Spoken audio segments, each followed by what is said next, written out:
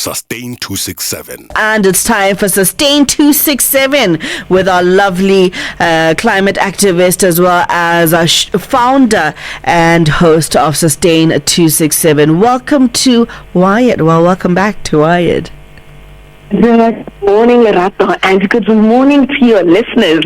Thank you so much for having me on Sustain 267 feature on Yarn FM. Thank you so much for coming through. Now, let's break down what's been happening. We were enjoying the rain at first, hosana lightning, hosana thunder, that beautiful summer rain.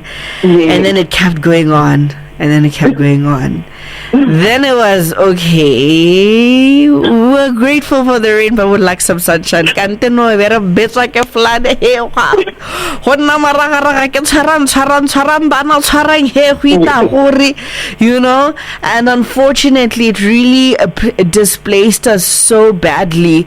Now that we're trying to recover, it's today it's looking like are we about to get into round 2? Also, looking at the fact that now even Zambia is experiencing some floods, and people are speculating whether or not that rain will come back down the side. All right. So, like you said, it was normal rain irritating, and then it got extreme, and then it got violent, which speaks to the conversation we frequently have when we talk about the climate crisis. We will still have, for the most part, the same weather events that we've been seeing, just that they will be way harsher. So winter will be way colder. We'll still get rain, but we'll now see floods. People were referring to the 2020 floods, where they last saw floods that were something like that. But those were a little bit older, and not 2020. I think that's about 2010. The 2000. Yeah, 2000s. And how hectic those floods were. But they were saying we've never seen floods like this. So this is a climate conversation, because we keep saying if we keep emitting, if the the climate crisis gets worse, we will see more of these weather patterns. And also they're just a little trickier to predict than normal weather patterns, because we are in uncharted territory. Last week when we were doing the rains, Wednesday when we set up the consolidated resource database Wednesday night, but like you said, it had been raining. People knew rain was coming. We knew this would happen, but we didn't prepare adequately. It's going to rain again for 3 days. The rain didn't come that we thought it would, but now it's back again. So your neighbor's unpredictability, we need to prepare for it. I'm not a meteorologist. I can't tell you what's coming. But even meteorologists, they can only say, the percentage is very bad. So, yeah, I mean, I haven't given you that much detail, but basically this is the climate crisis in action in Botswana. So then how do I, in as much as I may not be able to prepare for what's coming, or rather not prepare fully, because you never know to what extent, like you're saying, Kore, you only get from the meteorologist, Kore, this week you'll experience rain. It'll be no 70% chance, 30% chance. Even then, we are never really, I think we're never really prepared for the flash floods that we experience. But now that we have sort of seen what damage we could be looking forward to, even if it's not in the near future or maybe next year, how do we then prepare moving forward? I think one of the biggest things is learning from this past experience that we've seen. Just preparation is everything. If we not looking at mitigation, we look at, okay, now we're experiencing these higher rains. It can't just become an accepted thing every time road floods. Exactly. We need to now start preparing for that, knowing that it's going to rain. When it rains, it's going to affect the roads. We build infrastructure that's stronger and can hold its own a bit against the rain. So even the roads, the drainage issue, if we have strong enough drainage, let me not give statistics, but a lot of the flooding won't happen because so we need to make sure that when it's raining, As individuals, you're not littering because that litter is going into the gutter. Those gutters are the ones that are filled when we need to carry water to the dam. So we're not littering. Government, we need to see extreme weather resistant infrastructure. A lot of our houses were falling, even we need to take into consideration we're now dealing with these rains and in some cases it's stuff like a hole on the wall. Some places paver, making sure that the house has some sort of incline. But the most important step that can be taken right now is by government, because if we're not preparing, we are then having to pay the loss and damage costs for things that have been lost and damaged, and that cost is going to be way higher than the cost of preparation and adapting to the changing climate.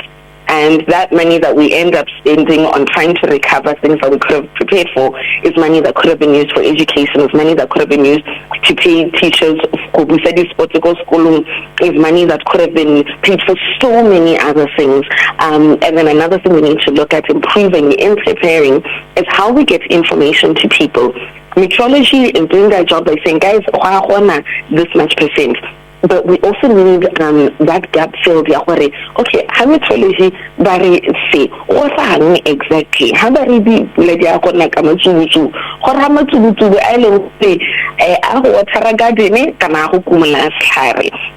so there's that information gap that we need to look at closing, and then we also need to look at putting information in front of people.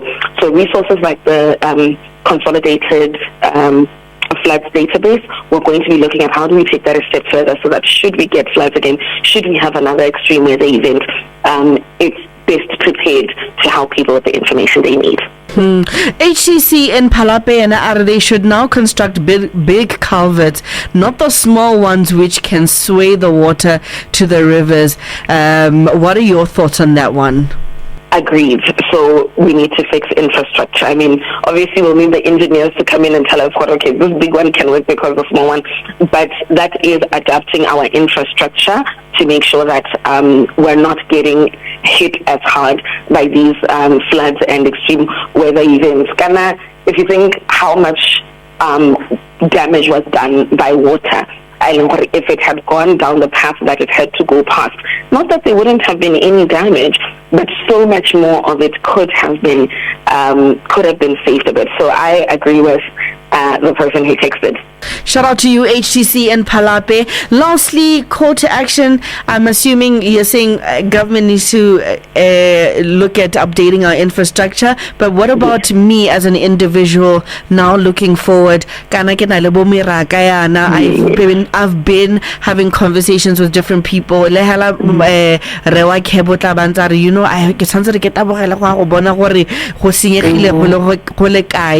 How do I also then aid in assisting where government obviously cannot reach?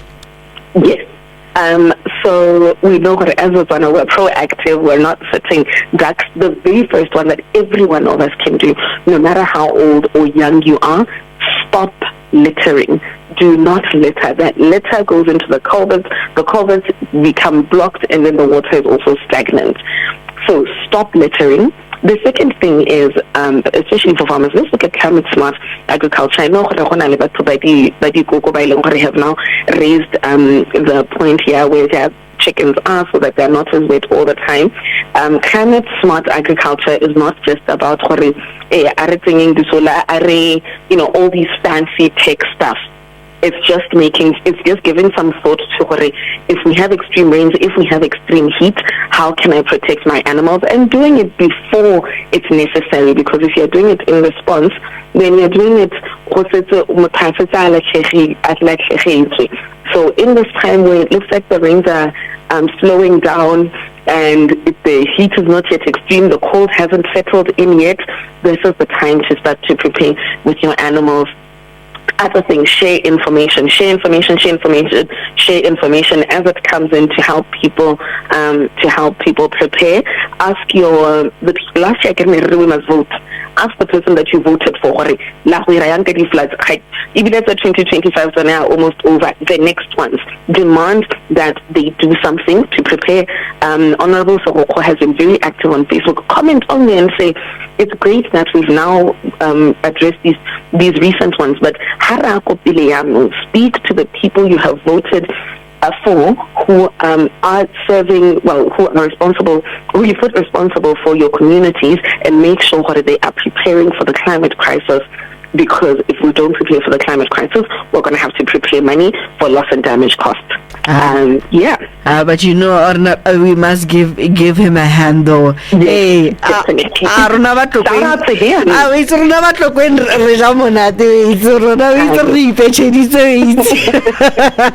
I'm not gonna lie, man. But shout out to Honorable Sogoko. We've been following some of the updates we put up from him. Shout out. Oh, most definitely. Shout out to him, man. Thank you so much, Pato, for coming through. If anybody wants to keep updated in Sustain 267, but also in the database that you have created since the rains had started, and really consolidating, I'm able to get on-time updates and knowing who I can be able to contact, especially in cases of emergencies. Where can that find that link as well? All right. So for background, in case anyone missed it, we created a consolidated resource database as Sustain 267 and Bokamoso initiative, where we put all the necessary information for you to respond to the floods in one place. So emergency numbers, evacuation numbers, where you can donate, places that are credible, where you can donate updates from government, updates from media. So we created a database for that, and the link you can find on all our social media.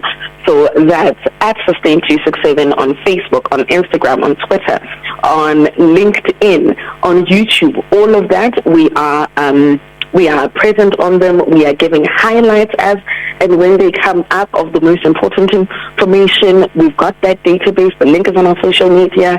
Please follow at Sustain 267. While we're talking now, please take everyone out. Follow at Sustain 267 on Facebook so you can get all your updates.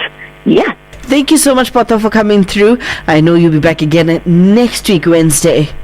Thank you so much for having me, Lerato, and have a lovely day to you and your listeners. See you next week.